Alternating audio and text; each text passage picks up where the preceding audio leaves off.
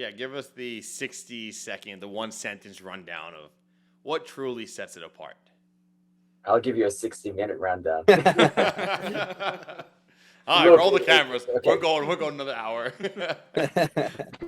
No, but there's so much cool stuff around it. Like, we talked about the benefits in terms of the artist connection, right? But there's also a big GameFi element. So in the play to earn space, which there is a lot of hype, a lot of people are making essentially their entire income stream and their revenue streams from play to earn. But the games themselves absolutely suck, let's face it. They're grindy, they're boring, and the players themselves don't like them.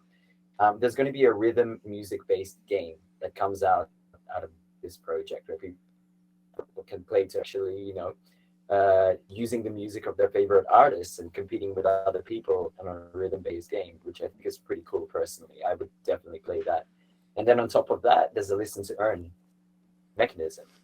So we're coming up with this streaming platform essentially, which will reward not just producers for getting their music heard and streamed, but also people who are actually listening to the music, because there's a huge benefit for listeners listening to your music, right? You get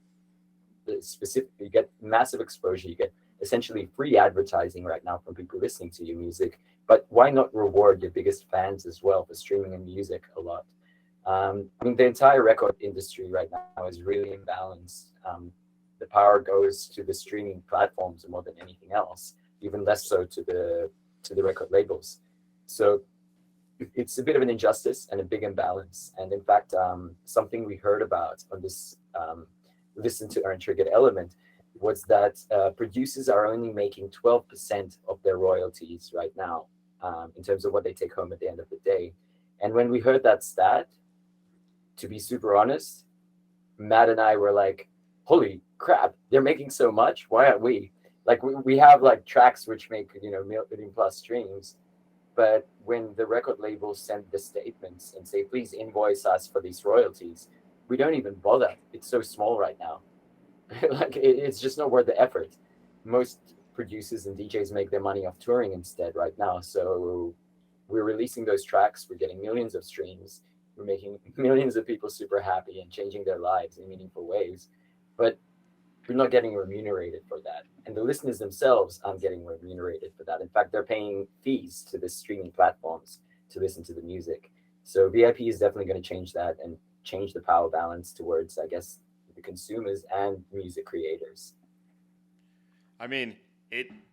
First of all, we talk about the gaming stuff all the time on this show, and the rhythm-based game that you'd mentioned, that is going to be really, really cool. I don't know about you guys, but I was a huge Guitar Hero, Rock Band, DJ Hero. Hell yeah, DJ Hero. Those are my games. I did like DJ Hero. I was terrible at all of them. I was more of a DDR type guy. Nick, I'm right there with you. Like Shin, DDR. Like, I'm still playing Osu on my computer and all that. Like, music games are my jam, so I'm looking forward to that. Yeah, that's gonna be really cool. But yeah, everything you said was spot on. Guys, thanks for joining in. This is really exciting stuff. Voyage in Paradise, VIP, gonna be a big project, I think, at this point.